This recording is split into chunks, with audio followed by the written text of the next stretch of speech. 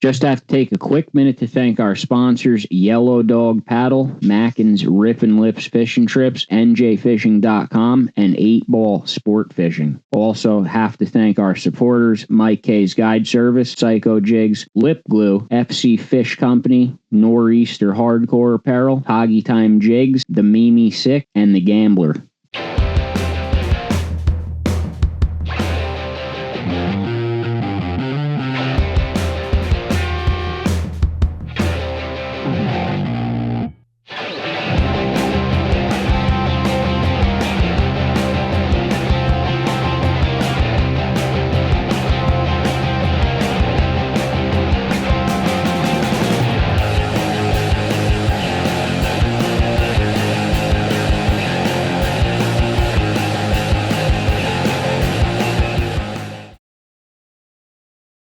Eddie Mackin's Rip and Lips Fishing Trips continues to crush them on Lake Hopatcong. Just posted another picture of him and 4 other people holding nice hybrid striped bass.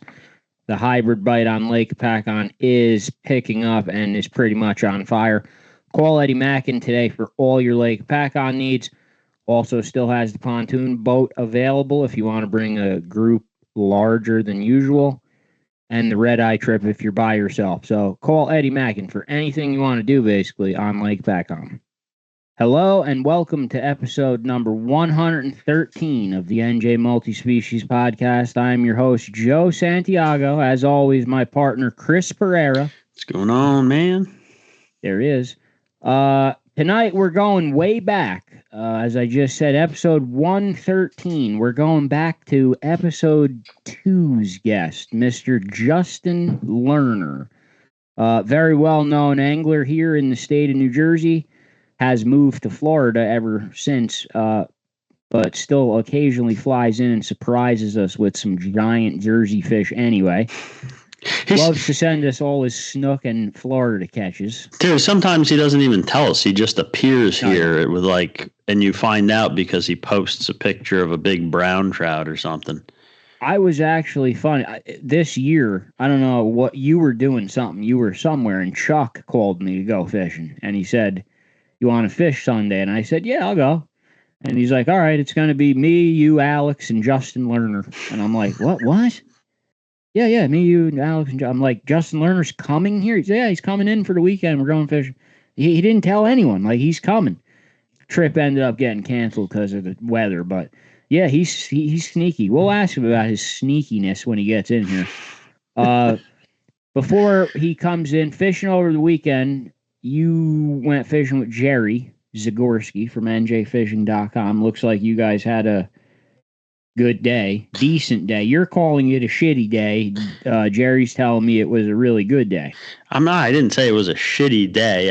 I'm fully aware of the fact that I'm jaded, and when I, rate a trip, specifically to this place this time of the year, I just said it was slower than I would expect.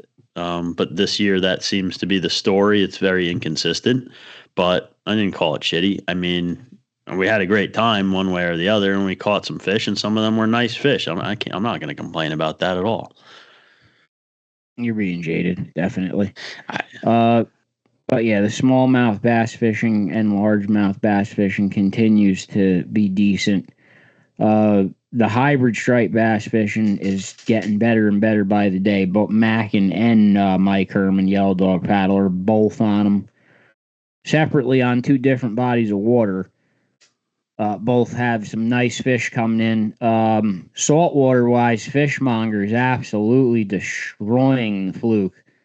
Almost to the point where some other boats are getting pissed at him just for doing so good. He's replying, calling them bone pickers, which I think is hilarious. Where is this happening? All on Facebook. He calls them bone pickers. I don't know what. Like, he'll just write, "Here come the bone pickers." It's hilarious. But yeah, the Fishmonger over the past few days has consecutively limited out. Some days it's been both boats, red boat, green boat. So he's dialed in on the Fluke. Well, I know some other people are having some difficulties with the Fluke. So yeah, there might be some people getting pissed off.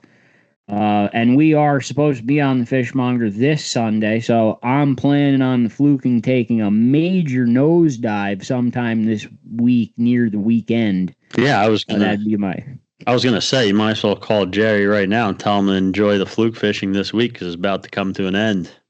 Saturday will probably be the best day of his whole year. Saturday, banner day. Like if you're going Saturday, it's gonna be unfucking believable.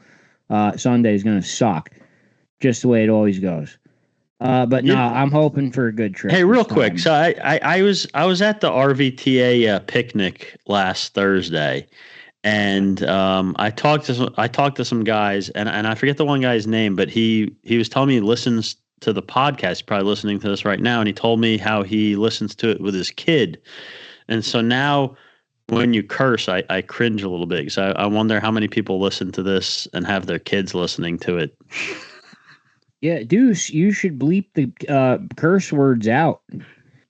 And that's Deuce's fault, no one else's. All right. It's an editing problem. I have no control over it. Yeah, he could do that, but he doesn't care about children, it seems. And you can just stop cursing. So you curse 10 times more than me. There's like we've posted 500 YouTube videos, like in 450 of them, I'm telling you and Chuck to stop cursing. Chuck says the F word 27 times before one fish hits the net. Like during one fight, it's the most F-bombs you'll ever see. He's the hardest video to edit on the planet. I mean, it's just a word. I think you just get, whatever. I mean, and just to be clear, the guy didn't say anything about it. He didn't seem to care. I just thought about. I'm like, oh man. I'm like, how old are your kids? Like, we don't really think about kids watching this when we do it. But this is the transformation happening live on the air here, where Chris now has a child and he actually cares and he feels bad now for another man with a child. I don't know what to do. I'm about to shut my computer off because this is just creeping me out. I mean, I curse in front. I mean, I curse in front of kids all the time. I just kind of wanted to make you try to feel bad, but it's fine. Yeah. Just all right. cursing. Well, we'll curse. If you notice, I really only curse when I'm talking about Jerry Pastorino because that's when I get pissed. Other than that, I don't curse that much. What about when you talk about bass fishing? It's not bass fishing. It's the bass fishermen, bass anglers. So who was I arguing with the other day? You like bass? Probably grab a granny again. Somebody I was arguing with that tunnel vision. I think it was John. John's complaining to me that he went to Spruce Run and not Spruce Run. He went to another lake. I'm not going to say which lake, and he caught it really wasn't spruce. I'm wrong. Okay. He caught another species, okay, a hybrid, and he's like complaining about it. I'm like, what is wrong with you? And then he's like showing me that giant, beautiful salmon he caught, complaining about that. Like, what is with, first of all, that salmon's one of the nicest ones I've ever seen caught in NJ. Like, that's a top 10 salmon to me. He thinks it's a piece of garbage. Like, what do you... I don't get this mentality at all. I can't get it. You'll just hurt yourself trying to think about it. I wouldn't bother. They're weirdos. They go like when the night fishing's over. Like it's over. The alewife spawn's over. The walleye hybrids, it's pretty much done. They're going back to eating during the day. And these bass guys are just coming out now to stay up all night? You already missed the show. Well, like, what do you... Once the more aggressive, harder fighting, better fish stop eating as much, then you can catch the largemouth bass at night. But how could you stay off the water for that period of time and let those other species just go by? Waiting for these green pieces of you-know-what for the kid to come out and stay up all night. Are you kidding me? Come on, John. Come on the podcast, John. Come on here. The best part is he's listening to this right now, and he's probably he's drinking laughing. His craft beer. He's laughing. He's like mocking a salmon. He's probably just, it's terrible. Come on here, John. I want someone to make me understand the mentality. Bring John Dorn on, too. I'll talk to John Dorn again. He continues to argue with us on Facebook. And John Dorn's another one that catches a lot of nice fish other than bass and doesn't care. He just doesn't care. If it's not a bass, they don't care. I want someone to explain this shit to me. I mean, well, he does care at certain times of the year. I mean, ice fishing, he cares. I guess. They're all just weirdos. I mean, there's no point. Why are we still talking about it? Just move on. What else you got? I need one episode where we get him fishing too. I went with my buddy Aaron on his boat. We went out there fluke fishing. It was tough. There was a lot of short action. Fish were biting really weird. I don't know if it depends on the spot, I don't know, but we caught a couple nice keepers. I caught a real nice 24-inch keeper. But it was so weird, dude. Like when we lost, weight was it taking to hold bottom? Huh? How much weight were you guys using? It varied. I think I was using like 5 or 6. But what was weird was we had like a nice drift. It was a little fast, but nice. Not too bad. And we kept getting short strikes, nibbles. And, you try to drop it back to them a little bit so that they can kind of catch up to it. Sometimes that works, wouldn't work. Tried to slowly pull it away. Sometimes that worked, didn't work. The only way we were getting full-on bites that hooked up is just keep working the jig. Like ignoring them pulling on it, them hitting it, whatever. Just leave it there. Keep doing what you're doing. And then eventually they would hit. But the real weird part on the big one, on the 24-incher, I'd switched to a bait rig, just a 3-way with a weight and like a 2-foot, 2.5-foot leader with a big hook, big gulp, and a couple different baits on it. I had a squid skirt on it too, like a different color. Like I had a green and yellow squid skirt. I squirted the lip glue saltwater buffet all up in the head of it. Then I put on a pink shine gulp. And then I put a piece of salmon skin on, and I put a piece of squid on it. I was just dragging that behind. We lost our drift, right? Like all of a sudden we're straight up and down. We're like barely moving. We're just kind of like floating there. And we're both talking about like, shit, I think we lost our drift here.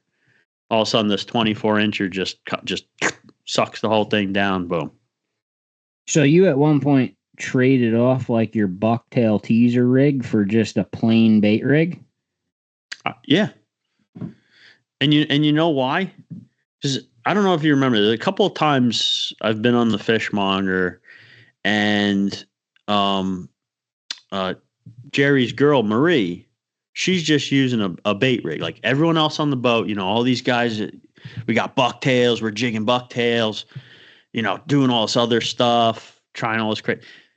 She's sitting there with just the simplest. He gives her the simplest old school thing, a weight with a leader 3-way, sticks a gulp on it, sticks some bait on it. She sits there and outfishes everyone, and I've seen it multiple times. Yeah, and it's not a coincidence. It's just something about the simplicity of that rig and doing less. Just works, and you see it in fishing all the time. Just doing less is the answer a lot of times. How much do you think the line is involved? Because everyone has moved on so much in the technology of the line, where we have to have braid and all this specific braid, and then you have a top shot, a fluorocarbon, this and that. I mean, Jerry Posterino's just still dropping mono down, like you're saying, the most simplistic thing possible. You think that plays any kind of role? Like, I know Frank told me the advantage that you had to using mono was you'll only feel big bites, like all those little nibbles that you feel with braid, and you're constantly, sometimes feels like a big hit. You try to set the hook, there's nothing there. It was actually a small little tiny fish, but with braid, it makes it feel a lot more than it is. Whereas with mono, you won't feel any of that shit. Yeah. When you get a hit with mono, it's usually going to be a better fish if you feel it hit. I mean, it totally makes sense to me. I didn't use. I can't deal with the scoping. The drag on mono is just too much. The line. I always like to fish as straight up and down as possible. Mono Use just a heavier weight. I mean, here's what I did. Right, I didn't use I still used fluorocarbon as the leader. I think I did. Actually, I think I did 30 mono top shot, like a short top shot, to the 3-way, then the weight, and then I had 30 fluoro going out to the hook with the bait and stuff on it. But what I did do is I didn't just put that on my regular jigging rod, on the Travala, on the jigging rod. I brought a second rod. I brought like this cheapo Shimano rod that I have, like one of their, like, I don't know, $60, $80 ones, whatever it is, that I bought.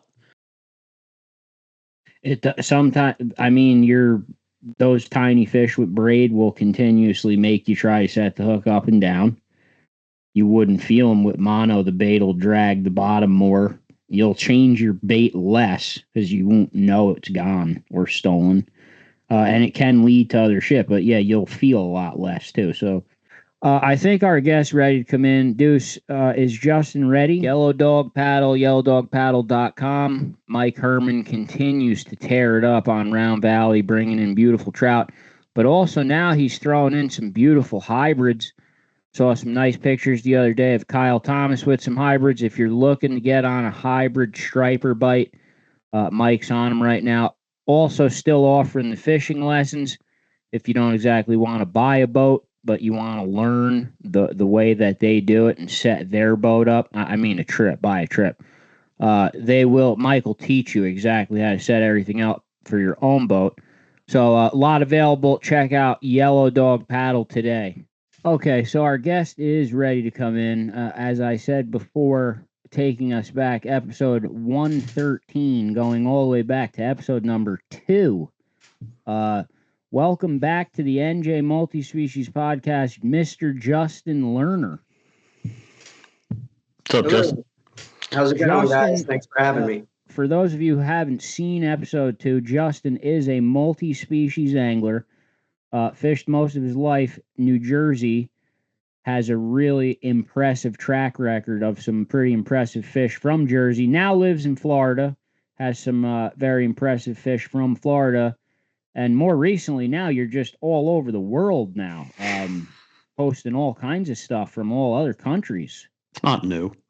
It seems more frequent than it was, though, like the country ones. Yeah, this year's been a year of travel. I hadn't done too many international trips actually since COVID, but I got back on the wagon this year. Going down to Argentina for Dorado, which was unbelievable.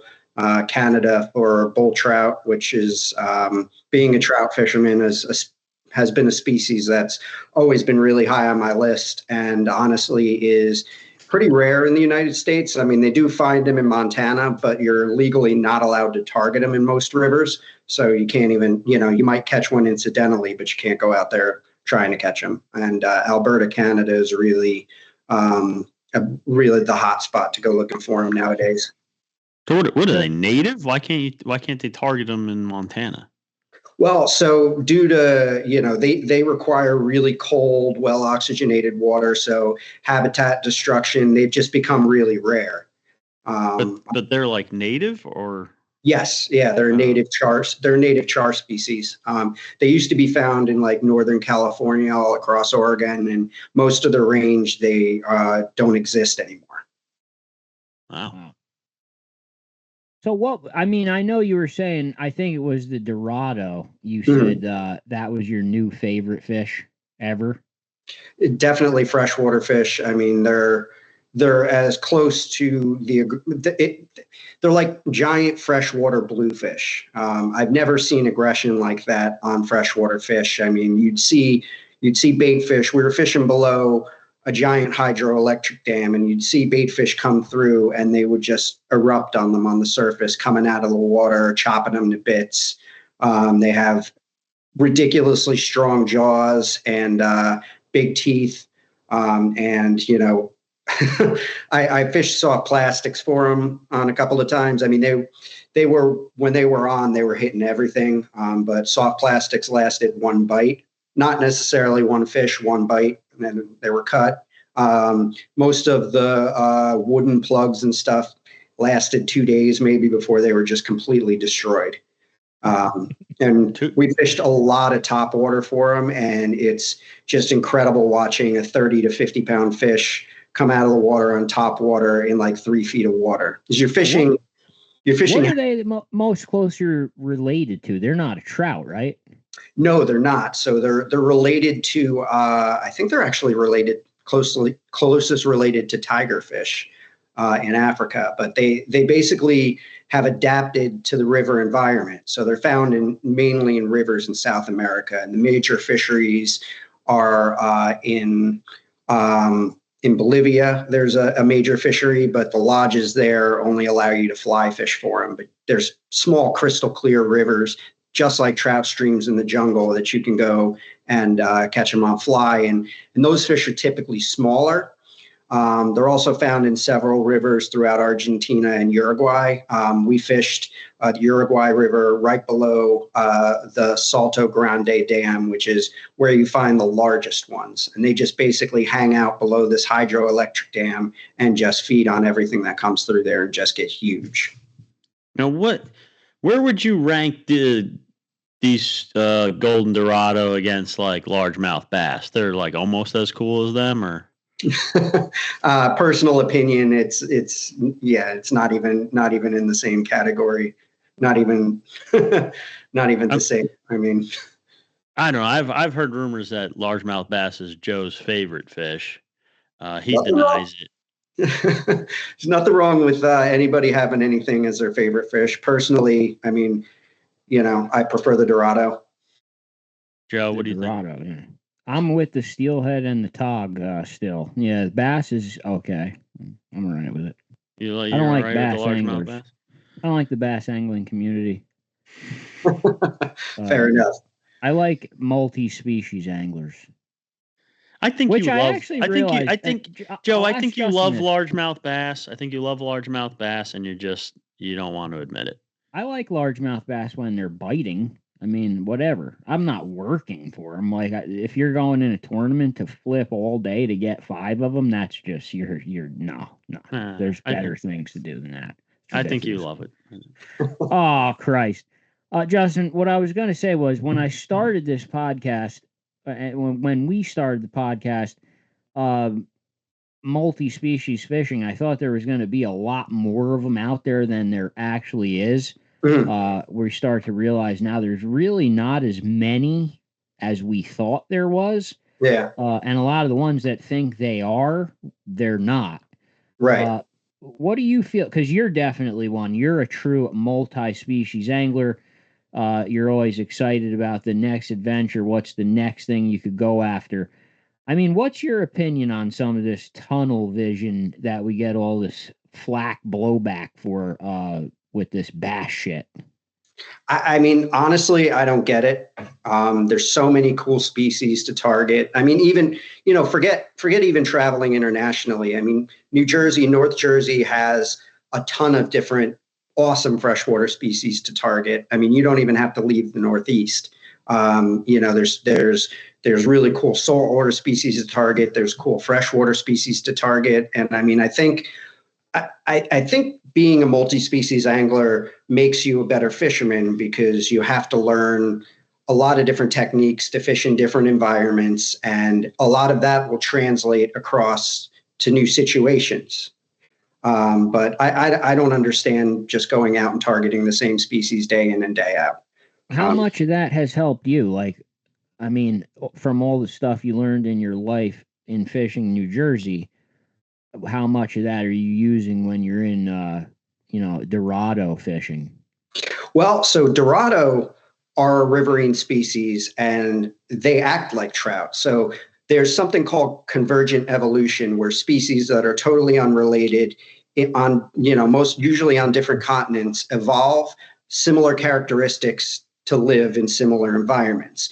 And if you really think about it, a lot of fishing is fishing to the environment. Those Dorado, although in some points in the deeper areas, they're acting more like pelagic species where they're coming through and just destroying any bait. But when you're presenting your bait, regardless of what you're doing, you're going to want to present it in the same way as you would present a plug to a trout. You basically, you want to use the current to your advantage. A lot of those fish, when they're sitting in current, they want to minimize the amount of energy they're spending. So they want to wait for that food to be swept to them. So making the same cast, making the same presentation, looking for the same structure, big boulders, eddies, drop-offs, things like that are going to translate over to Dorado fishing as well. And to be totally honest, down in Florida, I do a lot of snook and tarpon fishing, and snook and tarpon fishing is the same as trout fishing, in my opinion. Really? Yeah.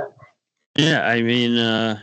I've come down a couple times. Justin promised me snook and tarpon, and I have yet to see one in person. What's crazy is you see how many he catches, right? And then of course. Almost every day, it seems like he's catching one. Every day. I go down there, and it's not it's they disappear. I don't even see him catch one when I'm down there. They're gone. That's how it's fish. That sounds like fishing with Jen. That's how it is fishing with Jen. Same story. He sends me stuff. Yeah, it was a particularly bad couple of days for snook fishing. But summer, you come down here in the summer, May, June, July, August, and even September, they're extremely reliable. But I've been told they're real difficult to catch, on the scale. I've never fished for them, but I have heard on the scale of difficulty catching them, that snook rank higher up there. Is that true at all? I don't think so, personally. Snook are creatures of habit, and they're very predictable about where they're going to sit depending on tide. And really, the big key is moving water. Most of the places that they live, most places that I'm fishing, spillways, inlets, the intercoastal bridges, things like that. It really just depends on current. If you go out there and you fish slack tide, you're not going to do anything. But as you fish these areas, you figure out what stages of the tide are best, and you just fish them. And it's like clockwork. They'll be in the same spots at the same times of the tide. And, again, same presentation as I would for trout. I fish a lot of swim baits for them. I fish some plugs for them. But you really, you know where they are, and you just kind of swing your lure through the current like you would, just like you're trout fishing. You got me thinking when you're talking about that, right? So we see you snook fishing all the time. You love it, right? Someone told Joe it's hard to do, whatever. It's almost you're not targeting snook because they're difficult, right? You're targeting them because you love the fight, you love the hit, whatever it is, right? But it got me thinking, very few things in fishing are difficult, really. And it's really just most of fishing is just information. Mm-hmm. If you think about it, right? So I don't know, I won't put a percentage on it, but a high percentage of what fishing involves, what's the difference between a successful angler and a less successful angler, is mostly information, I feel like, because beyond that, you really just have, the physical skills involved in fishing are not crazy. You know what I mean? It's not like Olympic gymnastics or something like that. It's something that's easily learned, the motor skills involved. So after the information and the physical ability to do what you've learned you're supposed to do to catch whatever particular fish, the only thing that's really left is what you're willing to suffer through to do that. Is kind of where the suffer for the fish came from. Yeah. Right. I agree completely. I mean, there's some basic things in fishing, and once you really get comfortable with those basics, they're translatable, and you can learn the same. You learn the basic habits of the fish, and again, like I said, I'm big in fishing to the environment. I would treat a moving tide in an inlet or a canal or any waterway as the same thing as a river. If you can read the water on a river, you can read the water there. You can tell where it shallows up, where there's big rocks, and those fish, snook, just like trout, are gonna sit and want to expend the least amount of energy to get food. So they're acting the same way to that environment, even though they're completely different species, no relation whatsoever. And now, like in 2 or 3 minutes, you could relay that information to someone. Like you could take someone down to one of your spots, explain to them what you're doing. It's completely understandable. They understand and then that's it, right? And you would think, all right, now this person could do that. But that's when like the suffering part comes in, right? Like how many times have you sat there at night getting eaten by bugs, or like stayed up late because you're waiting for a tide, or you're waiting for the water to let out of a spillway or something, and then you go to work the next day with like an hour of sleep or no sleep at all. Yeah. It's like that's the real difference. Not really a difficulty thing, right? I mean, no. I mean, once I started fishing the inlets down here and places for snook, and in doing it over and over again, I figured out what I felt was the best point of the tide to fish, which tide to fish, depending on spot, whether it's incoming, outgoing. And then once you figure that, you can target that time. And if that particular period of time happens to be at 2 a.m, I'll go fish at 2 a.m. to 4 a.m, and then I'll come home. See, I get that a lot too. Like I post the pictures of the hybrids and the walleye. Oh, can I go? I want to go. I want to catch one of those. Yeah, you can come, man. Meet me there. I launch at 11 p.m. and I come in 3:30 a.m. That's what time what? No, never mind. Well, then you ain't catching those fish. Exactly. You want to catch them, you're going to stay up. If you don't stay up, you're not catching them. Yeah. And then that's the same thing. Like, I mean, you can throw all the right lures and go fish Lake Hopatcong from 8 a.m. to 4 p.m. During the spring when the hybrid and walleye are on. And I mean, maybe it's not impossible, but I mean, you're not going to do well. So you got to figure out those feeding periods. Now, I want to throw you under the bus while you're here, because I on my side screen here, I am on Gary Yamamoto's website. Mm-hmm. I'm looking at the 5-inch Senko.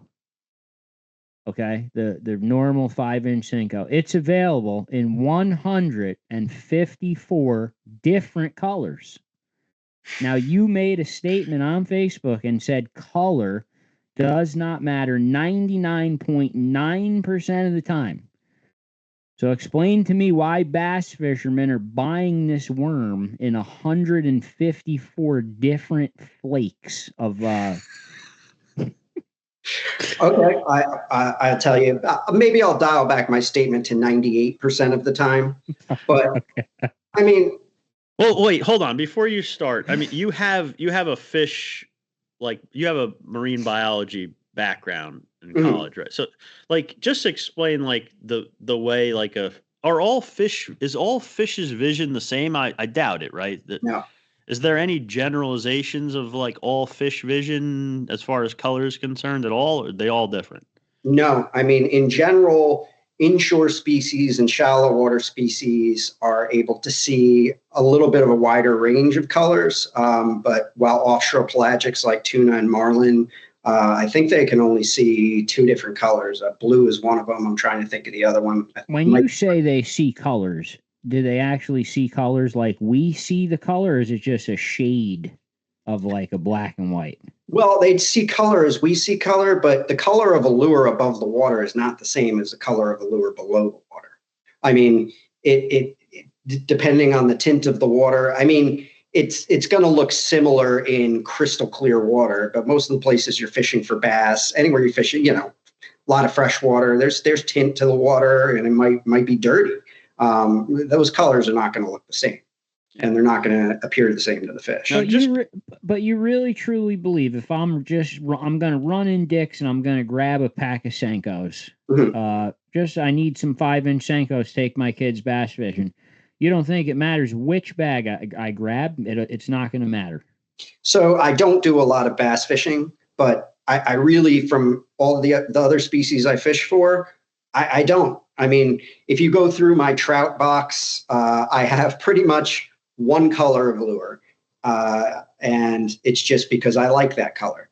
Well, let me ask you this. Sure. So I know that you only use one color of jerk baits for trout. If I went in your box, took all of those away, and put a lure the color of poop with red polka dots on it, you'd use that and catch it the same amount of fish, you think? I firmly believe that because, and I'll tell you this, because there are, you know, when fishing for trout, especially with plugs and 6 pound test, 4 to 6 pound test, if you snag up pretty good, you're breaking that off. So I got used to losing a lot of lures, especially in deeper, wider rivers that I couldn't walk out to grab them. So I'd go into whatever tackle store and I'd go to buy, you know, the black and gold that I love. Oh, they don't have black and gold. Okay, well, I'll grab whatever they got, black and silver, fire tiger. And I can't tell you the amount of times that I ran out of my plug and put on another color, totally different color, and it worked the same. Same with pike. I had my chosen color that I loved, but if I broke that lure off and I didn't have it and I threw a different color, I caught the same amount of fish back to back. What about, so all right, when we're night fishing and for walleye hybrids, you know, I don't want to give away anyone's secret. I don't know what's a secret anymore, what's not, but whatever. You know the lures. You're using those lures, right? Don't you remember some nights where it seems like the two guys are using a certain color and the other guy's not catching, and he switches to that color and starts catching them? I mean, honestly, you know, and you have a hell of a lot more time in that fishery than I do. I mean, I tried to do a lot of it when I lived up there, but I mean, again, I threw the same lure in the same color over and over again and felt that I pretty consistently caught fish. I mean, some nights one guy might catch a few more or something, but I mean, I think I think lure success is really a matter of two factors, and that's the size of the lure. So a lot of fish can be particular about what size they're eating, and it's the action. If you have great action on that lure and that fish is feeding, I don't think they're going to pass it up.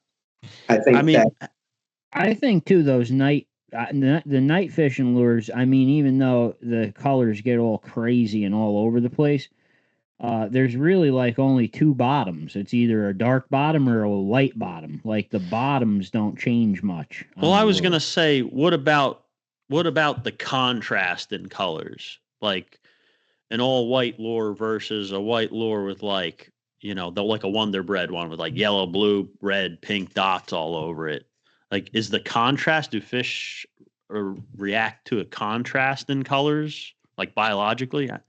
I mean, I have a hard time saying they do. I mean, contrast is a lot of times natural contrast in the native species is going to be a mechanism to help those fish camouflage themselves. So pelagic species in a lot of cases are like white or silvery on the bottom and they're dark on the top, so that when fish are looking up, they're less likely to see them. But it's not just sight and forget even smell, but fish feel vibrations. So if you're throwing a plug, that plug is vibrating. They know it's there. I think they can see it regardless, especially walleye. I mean, walleye have excellent vision at night. They have that the layer of reflective cells at the back of their eyes. Same with most species that are feeding heavily at night. Tarpon, snook as well. They can see really good. I mean, I'm not going to argue at all that color is more important than, like you said, the size, the lures, or the action of the lures, or the type of the lure. But I can't wrap my head around certain colors being, and I'm not saying, I don't think a fish comes up behind a lure and it's a certain color and he consciously like makes a decision to bite it because it's a certain color or not. I just think that doesn't there have to be certain colors in certain situations that just show up in a more attractive way to the predator? I mean, honestly, I can't say. I can only speak to my experience. I can't say 100% for that. I mean, the general always, for decades, the night fishing mantra was during dark nights you fish black and purple because that stands out far easier on in the water column, and you'll get more bites. I mean, I've heard that down here, and I fish the swim baits pretty much that I fish are white. I fish them white, whether it's full moon, whether it's dark moon, it doesn't matter, and they produce on all those different periods. So I mean, presumably some of them do stand out a little bit better. But I don't think if you have a swim bait with that tail thumping or a plug that's vibrating in the water, they know it's there without even seeing it. They can feel it in their lateral line. The big thing I think about color is I think that, when people like a color, they get confident in it. And whatever lure you have the most confidence in and you're throwing the most, you're going to catch the most fish. I'm sure there's plenty of times that people buy a brand new color, whatever it might be, and they're like, this, I used to catch fish on this, but this is awesome. This like clown ghost, whatever. And they throw that lure for 5 or 10 casts, don't get a bite, and they switch back to their normal stuff. And they say, that color didn't work.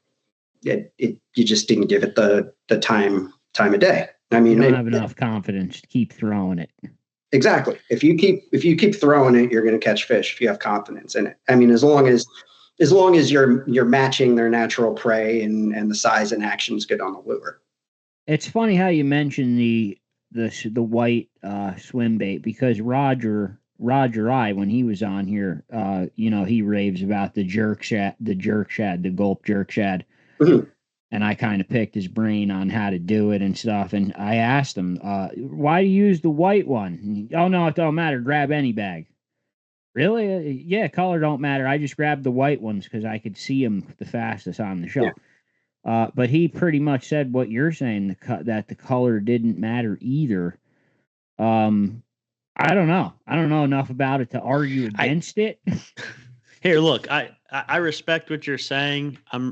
I don't fully agree. I don't fully disagree. I think your percentage is too high. I do think it's lower on the spectrum of importance, but this feels like it could be an experiment. All right. The next time I come down there and we're going fishing for something that, snook, something that you do all the time, and we're going to go into the tackle shop. You're going to pick 1, 2, or 3 lures, whatever the best 3 lures are that you always use and catch them with. I get to pick the color that you use that whole time we're fishing, and I get to pick both colors. You get to pick what I'm going to use. I'm going to use what you normally use, but I get to pick your color. I'm going to pick the weirdest thing in the world, the weirdest thing they have. That's what you have to use. Deal. I'll do it. If I outfish you in your own fishery using the good color and you can't keep up with the weirdo color, then that proves that color matters. Do you think, Justin, that there's a color that could be so insane that it would scare fish away and never get bitten? I don't think so. I think really that's crazy to me. That's going to spook fish. Dude, who paints the lure? We're gonna have someone make like a Justin Lerner like rainbow lure, and it's gonna no, be, that might work. I really believe that like the contrasts of colors works. I'm gonna paint the whole lure like just the dumbest flat one color. Well, you hear, I mean, a Ned rig. Look at a Ned rig, right? And one of the most popular colors, peanut butter and jelly. It's half purple and like half green, and like, what is in the lake that looks like that? That something would eat. There's nothing in there like that. No, that goes. So it has to be it has to be like a contrast of that purple must like change colors when it's under the water sitting on the bottom. It must just look different. Yeah, I mean, if you have something red, the deeper that you fish it, it's going to turn to black, because red, and especially depending on water clarity as well, different colors disappear. The spectrum changes as you get deeper in the water column. Certain colors are filtered out. Red is the first one to be filtered out. So I think, if you're fishing red at deeper than, in relatively clear water at deeper than, say, 30 feet, I think, or 40 feet, trying to remember the actual number, it's black. It's not red. So then, that is color making a difference. No, like if you were fishing for, I don't know, tuna in 100-foot water with a jig, you wouldn't want a full red jig, would you? Or would it wouldn't, you still don't think it would matter? Or would you want something on the other side of the spectrum so that it keeps that color more? I still think it's more the size and the action. That jig ripping through the water. I do like on jigs like that for offshore species, I do like some kind of flash on it. I think the reflected light, certainly helps. And if you look at a lot of the bait fish and species they're feeding on, they're very, very reflective. But again, it's tough to say. We've gone to, it depends on the fishery, but when we've gone to jig amberjack in North Carolina, you could drop any color jig. It doesn't matter. They're eating it. I've used those trips as trips to catch fish on jigs that I bought that I never caught fish on anywhere else. Because the color didn't work on the better fish. Well, it's just my feeling, because there's been so many different times with so many different species that I've had to switch lure color, and I catch just as many fish the same day on a different lure color. I think most of it's confidence. I think that they make 131 different flavors of worms because their business is selling lures. And, you want a bass fisherman to be like, well, I need purple on cloudy days. I need chartreuse on partly sunny days, on rainy days, and pumpkins. It works too. So basically you're saying it's a giant conspiracy theory that is feeding on the feeble minds of bass anglers. Yeah. Okay. Yeah. I'm saying it's marketing. A lot of lure color and stuff like that is just marketing to anglers. They're getting, it wouldn't be a profitable business if they couldn't sell worms,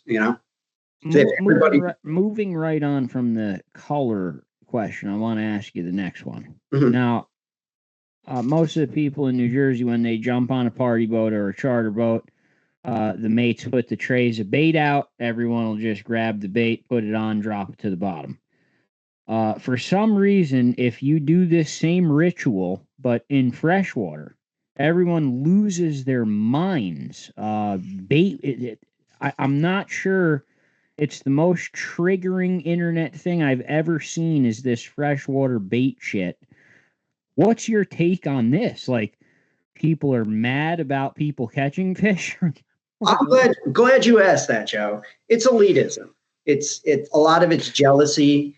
People see somebody catching a ton of fish and they want to find some way to take away from that.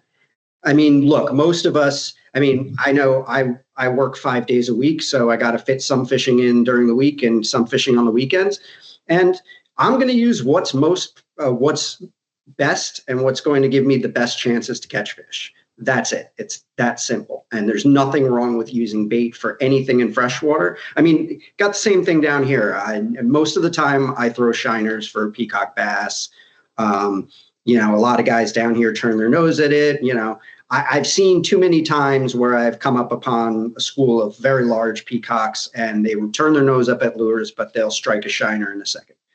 So no brainer. I'm not, you know, I'm not going there to do the most difficult thing. And you know what? It's not, none of it's really difficult, but I think you're kind of a little crazy if you're going to go fishing and you're not going to use the best technique for that scenario. They'll do it ice fishing. John Dorn, as soon as John Dorn's on the ice, his 5 tip-ups are out with shiners on them. Now, suddenly when the ice melts, there's new rules from who? Who made them? There's only one thing that there's only two things that I really consider cheating in fishing, and that's snagging or electric reels. If you get that fish to bite a bait or a lure, and again, it doesn't matter to me. What if you're snagging them in the mouth with a piece of sponge? That's a tough one. But is that okay? Nah, any kind of snagging where they're not actually striking the bait is not my kind of thing. And it's tradition. Yeah, and I mean, you see guys using electric reels to daytime swordfish. I don't like that either. I mean, when I go I didn't even know about that until Captain Tom talked about it. Like, I couldn't imagine doing a trip like that and hooking a fish. Like, that's like, to me, that's a fish of a lifetime, though, sword. And imagine hitting a button to reel it in. Like, yeah. What the? That's unbelievable to me. When he told us that, I was like, Jesus. And he was kind of telling us he doesn't like it. Like, when customers do it and he's watching it, he's saying, what the hell? But people do it. Swordfish are an amazing sport fish. And, you know, I'm out there. I like to fish more than I care about the meat. I want the fun of the fight. I want all of that. And, you know, you don't get that from pressing a button.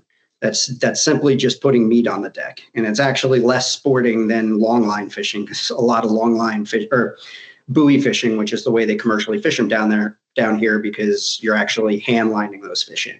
So that's something that I don't get either. And when I do get the chance to go offshore sword fishing during the day, I fish manual for them. And the great thing is, how do you feel about all the new sonars, the FF, the forward-facing sonars? I mean, obviously, it makes fishing a lot easier. I can see arguments for not using them in tournaments. I mean, people want to use them in their life, or in their, you know, and in their fishing life. And I mean, I don't have a problem with that. Yeah, it's kind of like, I mean, like, look at the steps involved in fishing, right? You go out fishing, you got to find the fish. Then you got to get them to bite. Then you got to fight them successfully without breaking the line, losing them, whatever. And then you net. That's the whole thing, right? Yeah. So those are the steps. Like, what are the most enjoyable parts of that? It's going to vary from person to person. For me, I mean, finding the fish, that's the work-ish part. That's the part that I want to do as effectively as possible and as quickly as possible, so that I can enjoy the other parts, which I enjoy more. And I think most people would, feeling that bite, setting that hook, fighting the fish, and landing the fish. Like, those are all the exciting parts. Driving around the lake, trying to figure out where they are, it's part of it. I enjoy it to a point, but we've all been out there on those days where the fish just are in none of the places, or at least not biting in any of the places. If you don't have that, you know, an advanced sonar, you're not sure. And the next thing you know, your day's 3/4 of the way over, and you don't even know if you've put your lure in front of the fish. So, I mean, yeah, I got to agree with you. I mean, if someone, you know, a lot of guys can only fish once a week, once every 2 weeks. I don't know. I try to get out as much as I can, but a lot of guys can't. If they want to buy this more advanced sonar and cut that first step down a lot, you know, I don't see an issue with that. You know, when it comes to competition, though, like you said, you know, if everyone has the same equipment, I guess I don't really see a problem with it either. If some guys have and some guys don't, I can see that being kind of weird, kind of an issue. But I do get in the bass world how it's televised, like in the televised bass world where people are watching it. I mean, it's got to be boring to watch guys doing that. I mean, I don't watch it anymore, but I got to imagine with them using the forward facing sonar, just staring at the screen, like it'd be like watching a video game. Like it's got to be just It's the most cool. boring thing. It's cool to watch, like to see the standings keep changing in real time. But yeah, as far as like watching them, I mean, they don't even fight. Once they hook a fish, they rip it into the boat so fast. Anyway, they don't even fight it. It's like I don't even know what they're doing anyway. Yeah, but I mean, again, it comes back to forward-facing sonar. It can get you to the fish, can help you find the fish. You can watch the fish's behavior, but at the end of the day, you still have to get them to eat. And honestly, when I was up in Canada, just recently fishing for bull trout, he had forward-facing sonar, and I can't tell you the amount of times that fish came up to our presentations, looked like they were going to hit him, and just turned away. And obviously, you were using the wrong color. But I mean, you know, and Chris certainly knows the frustrations of lake trout fishing, and that you certainly, you know, it helps you to find them. But and again, it's just making it more efficient. I mean, I don't think that there's anything wrong with that. Just like I don't think there's anything wrong with live bait. I think that people that, you know, crap on live bait are just. I think a lot of it is just getting, you know. It's just elite. It's elitism, and it's a lot of the social media mentality that people are like, "Oh, well, I want to make that I want to take your catch down a notch because I don't agree with how you fished or something." It's ridiculous. Well, and here's the crazy part to me, right? Like these guys think that catching a fish on a lure takes some kind of special skill, or like because I'm using bait in a specific scenario, because you don't know how to use a lure. I'm like, dude, you know how many fish I've caught on lures over the years? Like I went through that phase, right? I started out fishing. I didn't fish as a kid, right? So I learned in my 20s. I started off I'd go to the bait shop, buy bait, fish the bait. Then I started learning about lures, right? I started using lures, catch a couple of fish on the top water lure. You're like, holy crap, that was awesome. Like, I'm going to use lures now. And then I went a while like just using lures. I'm like, I'm not going to buy live bait anymore. I don't feel like carrying the bucket around. I don't feel like keeping the bait alive. Like I'm going to use lures for everything. And then you kind of circle back around, like you evolve, like you mature, and you realize there's just a lot of things that you can't do with a lure. You just can't, right? But these guys will, instead of accepting that fact, they will fish a lure, catch a fraction of the amount of fish. And again, this is just for, generally speaking, only certain scenarios. There's plenty of scenarios where I believe or know that I'll probably catch more fish on a lure rather than live bait. And I'll use a lure in that scenario because I'm going to use the best thing, what I think is the best thing. One definite scenario is when you're taking people. When I'm taking people, I usually always get bait because I just, you know, I don't want them to have to learn to use the lure. And I know they're going to catch fish with bait, so I take bait. Well, even if I'm taking someone brand new, nothing, doesn't know anything about it, lake trout fishing, I'm not getting bait. I've done it. I've tried it. I've tried all different kinds of things. You're almost always going to do better with a lure. And I would 100% argue with you that I could outfish you with herring, but until you showed it to me, and now I've seen it with my own eyes, and yes, you're correct. Lure will outfish bait, especially for bigger fish. And right, and what I'm trying to get at is like these guys will fish a lure in that scenario where bait is probably the best option, and they'll fish a lure, they'll catch a fraction of the fish, but then tell you that's because it was more difficult. And I'm like, dude, it's not more difficult. Like you're throwing a lure out. What are you doing with it? You're turning the handle on a reel. Maybe you're jerking it a little bit. I don't know. Like maybe you're jigging it. Like what action are you doing with the lure that is difficult? Right? Yeah. And that like it's not that it's difficult, it's less effective. Like there's a difference. Yeah, I mean, so Justin pretty much agrees. We got to get someone on here that doesn't agree, but I feel like Yeah. every time we do, they We're kind all of they're back hiding. they back John off Dorn, on it. John Dorn and John Grabagranny, we're calling both you out. The Well, kayak guy, John Voight, you're welcome on here with your lures. Well, remember, Tyler Stewart came on with because he had that Taylor mentality, Stewart. and he kind of just told us like he was just busting our balls, and like if Taylor we Stewart was.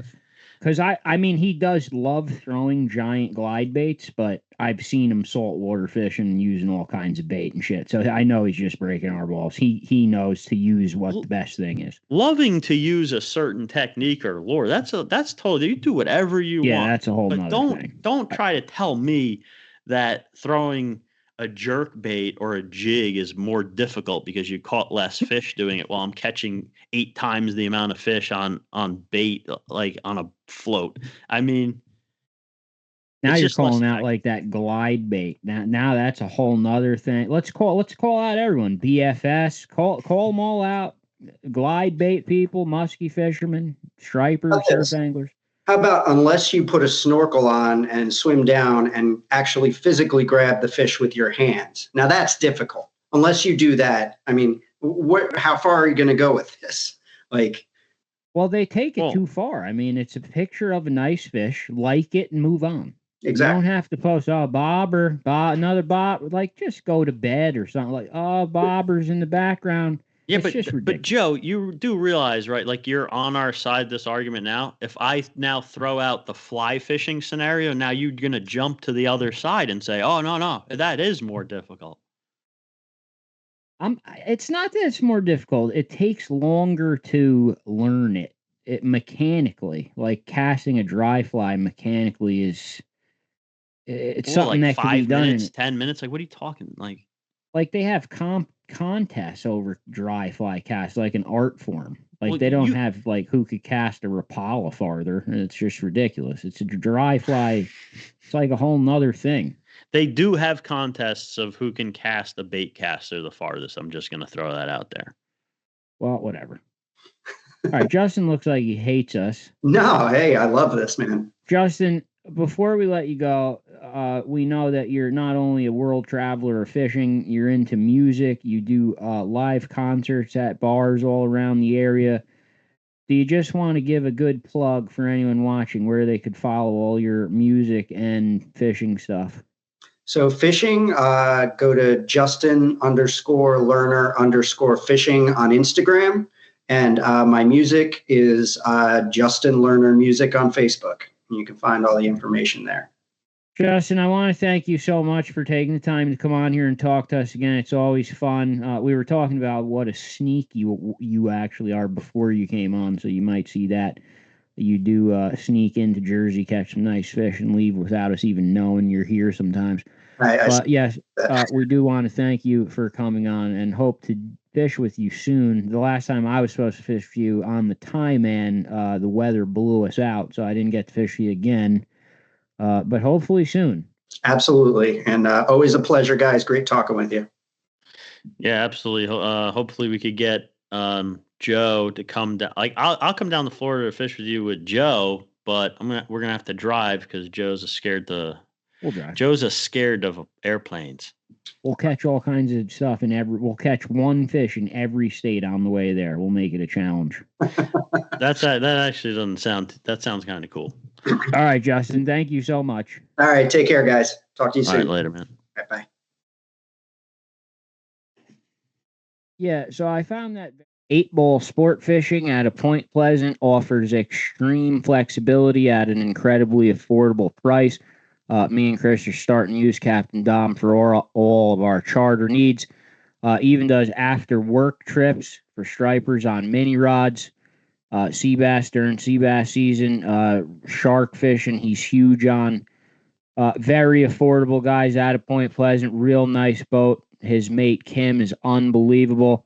If you're looking for a 6-pack charter, call 8-ball sport fishing today. Also, if you only have 2 people, sometimes he may have a date with 4 and squeeze you on there. Still plenty of room. So, like I said, extreme flexibility with 8-ball. Call them today. NJFishing.com coming up on 28 years as the #1 leading resource in both freshwater and saltwater fishing in New Jersey. Just simply email Jerry Zagorski and ask for a username and password. Gives you access to all the forums, fresh and salt. Also gives you the tips on all the hot charter and party boats. So check out NJFishing.com.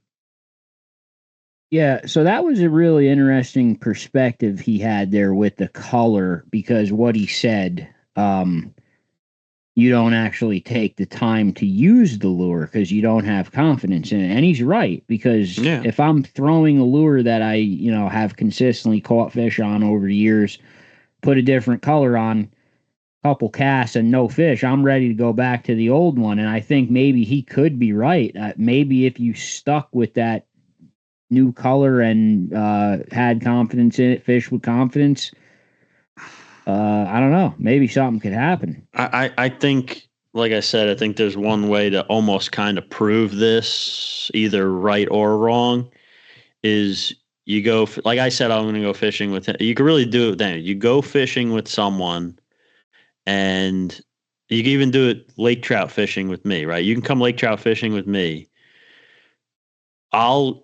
You'll use like one of the like 3 colors that I've done best with over the last 15 years, right? You'll use that.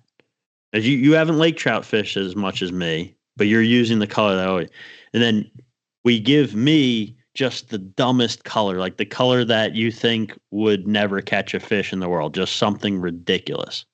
And I have to only use that. And now we fish, and if you outfish me in my own fishery, like significantly, I would say that kind of proves color matters. If everything else is the same. I mean, you just mentioned the color of Gulp that you used fluke fishing. I'm going to be going to the store and getting that same color Gulp, because that's the Gulp I love. I'll just say it out loud. It's the pink shine, but the Gulp comes in, 30 colors. Why are we rushing to the store to specifically grab the pink shine? And then if they don't have it, we're freaking out. Oh God, they're out of pink shine. They only have pink. Like, I think that part of it, I do kind of agree with him that there's a lot of marketing involved, but I do also think that there are some, I think color does matter to a point where I think there are some colors that just in some scenarios with certain variables just doesn't work. If you look at the jig we use when we see bass fish, right? The fish are feeding on sand eels, which are yellow. The jig is yellow. And we crush them. Like we just have the video from Chuck's boat, drop and reel on that jig. I'm curious if you did the same drift now next to each other, because they make that same jig in blue and they make it in pink. Same drift, same jig, but a blue one or a pink one. What happens? I mean, you're always taught to match the hatch. Now the color doesn't match the sand deal, but he's kind of saying it's going to work the same. I don't know. We'd have to test it. I don't match the hatch. I think is more for size. Like I think you're gonna like whatever the fish is eating. If you go like a little bit bigger than what a big bait of that size is, and like the action of it, or where like you're putting the lure, the striper, what kind of are they eating? Peanut bunker or full size bunker? Right. But still, you don't think that the trout on a dry fly, they'll nose up to it and they'll turn. I can't believe that you didn't bring up fly fishing in a scenario where the trout are keying in on a specific bug, because even in those scenarios. Because in those scenarios, even I've, and it doesn't happen that often here in like Jersey when I'm trout fishing, at least. Yeah. Like it doesn't happen. It doesn't happen anywhere. It happens everywhere the same amount of time. Anyway, my point is like when that happens and they're keyed in on that specific bug, if it's like a bug with white wings, yeah, they're not going to hit. No. A fly with red wings. Are they? I mean, I don't know. The reason I didn't bring it up was because number one, it's fly fishing, so he's gonna immediately throw it out and say it doesn't count. Number two, you only do it 10% of the time. Every Orvis book that I've ever read tells you you're only going to spend 10% of your life throwing dry flies because that's how often it happens. But I've seen it happen. And like I said, if you're on the Catskills and this fly starts hatching and they're bombing everywhere, you don't have it, you're not catching nothing.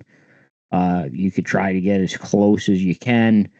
They make certain flies, though, that have a little mix of everything in it. Like the Adams fly is kind of made to like imitate a little of a lot of flies. So you could use shit like that. But yeah, I don't know. I'm curious. The sea bass jig, a blue one, would be like the perfect test. Like, is it going to do the same as the gold? Something like that. You just got to take every other variable out. You could do it with any fish. Any fish that one of the anglers is really experienced in. You can't do it with a bass because I've seen them eat an iPhone. They'll eat anything. So color don't matter. Well, I mean... But I see, right there again, I have to disagree because I'm a huge Senko person. And like I have a certain set of Senkos that I'm confident in. And then other Senkos, I just don't want to throw them because it's not my color and have no confidence in it at all. I mean, he's gone now, so we should have asked him this too, but I think he would agree that as far as color goes, like in your mind for confidence, I mean, you can't argue that doesn't make a difference, which, like I said before, if it's in your head, it's real. Oh, yeah. Because it's real. Affecting what it's affecting your confidence, so it's affecting reality. It's real. I was on Fishmonger one time, and all of a sudden a hot jig bite picked up, and the guy right to my left had a bright white, like, glow jig. I saw him catch 2 blackfish in a row right next to me, and I only had, like, a red one or a chartreuse one. I went to look in the box. I'm looking for a glow one. Now I'm, like, dropping the jig to the bottom, saying in my head, this is useless. I need a glow jig. Like, I need his jig. Like, I got off the boat immediately and text Adam Klapko, like, make me some gold jigs, some glow jigs. You see someone catch fish with it, and all of a sudden it's in your head, like, I don't have one of those. I'm in trouble. Like, that's how it feels, really. I mean, I'm not saying you in particular, but when sometimes you're fishing next to someone and they, like, the shoes are reversed, like, the rolls are reversed, and,